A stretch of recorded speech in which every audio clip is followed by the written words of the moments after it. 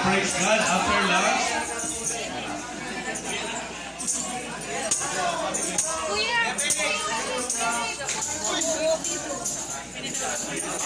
Tambourine girls daw, pictures araw pa.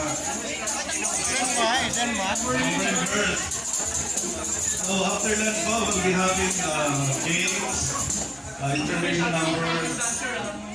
Alright.